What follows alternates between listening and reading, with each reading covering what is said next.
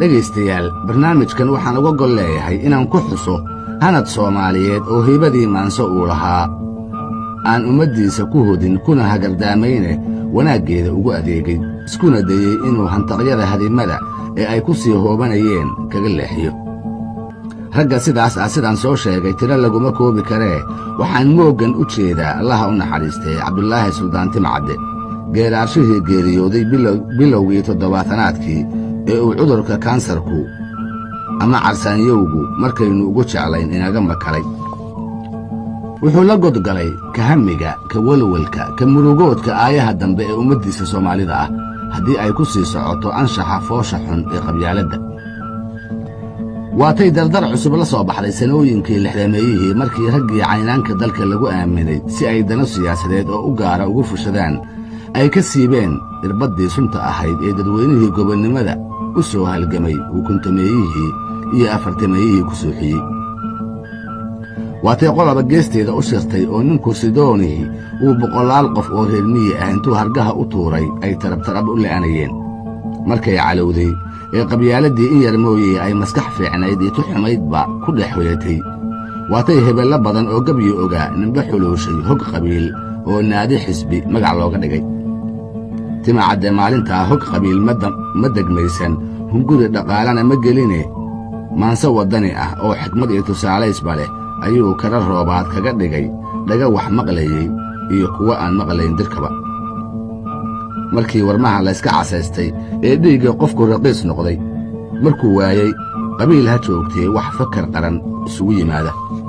markuu arkay dhallinyaradii dalkooda maciinka u noqon lahayd oo xasarad qabiil awgeed waa baryaba cawgiirta laga yeelayo.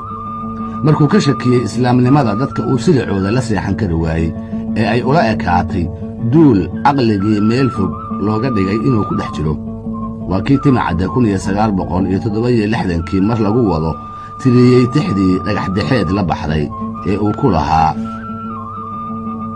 docda bari dareeriga baddiyo saylac darafteeda dusha koofureed iyo ilaa webiga daaciisa degmadeenna oo idil haddaan dayay abwaabteeda nimaan duubiyadu naafa noqon deelka laga waaye dul iyo hoosba waanugu dhigee waadix dhagaxeede anunbaa damqanayee dhaguhu uma daloolaane dadkaan la hadlayaabaan lahayn dux iyo iimaane bal inay dalfoof tahay caqliga doonni laga saaray wixii hore u soo daashaday degashanaysaa.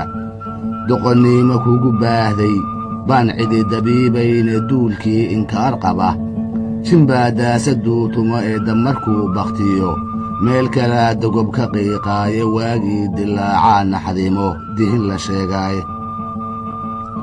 doc hadday u wada jeesatoy dhowrta danaheeda ay duul walaalaa tahay oy duunka ka heshiiso dadka kama yaraateena waysdabar jaraysaa dubbe madaxa wayskala dhacnaa daayin abidkeen goortay iswada dooxatay baa daadu soo galay.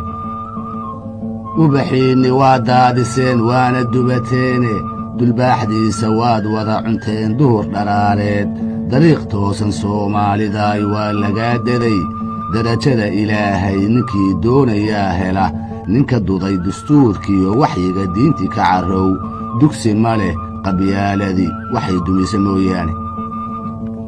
haddaynaan xumaantiyo dilka iyo daynin kala qaadka debaddaan ka joognaa sharciga daacadda ilaahe dambarkeedu waa jahannama iyo dogobkii naareed. dul iyo hoosba waan ugu dhigee waadix dhagaxeede anunbaa damqanayee dhaguu uma daloolaane dadkaan la hadlayaabaan lahayn dux iyo iimaane bal inay dalfoof tahay caqliga doonni laga saaray wixii hore u soo daashaday degashanaysaa. dirdir laysu laayiyo intaan weerar daba joogno ay dumarku weerkii sitaan danabadii waayey dabac yaa lahaayey intaynu isu dooxayno uu sida dareemadu u yaal maydku dabadeeda kollaba doogsan maysaan haddaad dunida joogtaan.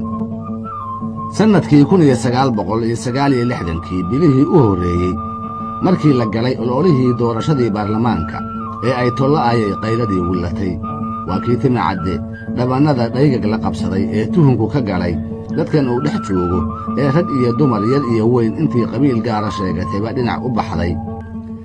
waa kii duunku ka galay inay yihiin dad caafimaad qaba oo garanaya macnaha dawladeed iyo duruucda baarlamaanka laga leeyahay.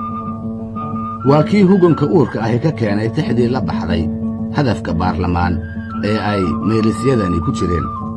ka habowday soomaaliday hilinkii toosnaayay hayaay iyo tolla'ay raganimaad kaga habsaanteene waa waxa halkaa idindhigaad la hinqan weydeene hadday taladu kuu muuqataan lagula haaneedin hifaatiyo waxay kugu tartaa huqiyo ciilee anunbow hinganayee wanaag uma hilowdaan.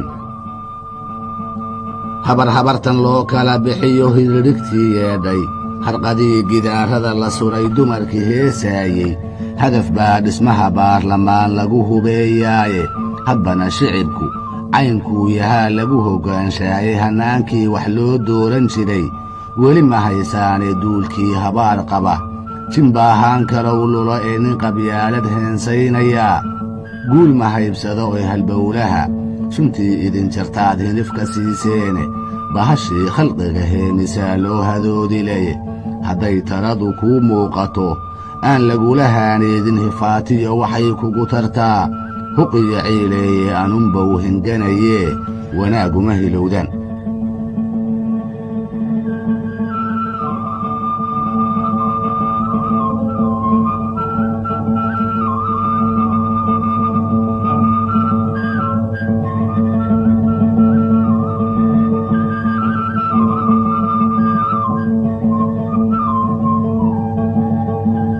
timacadde wuxuu ku waari doonaa maskaxda ummaddeenna gaar ahaan kuwa macnaha qarannimada dareensan ee aan dhagaxdhexeedka ahayn, kuwa rumaysan halkudhegga ah tol yar magaca soomaalida igala toolmoon ee shilinka iyo gobonnimada aan shilinka jeclayn. waxaa lagu xusuusan doonaa maansadiisa waddaniga ah ee uu ugu adeegtay waxu sheegidda ummaddiisa dibudhucu faraha kulul ku hayey welina uu ku hayo, una baahan cid hagta oo maskax xumaan ka xalan ku hoggaamisa. haddaan faalka xalay laasimay wuu laaxin ku afyeeshay laxaha iyo ururkii haddaan eegay labadiiba lugooyada qabyaaladii dhigtaa waa lur aan harine ninka maanta liil gelinayaa waa mid liitiya. afartaa meeris ee timacadde xusuustiinna ha ku harto, hana idin solansiiyeen tol yar inuu magaca soomaaliyeed ka toolmoon yahay.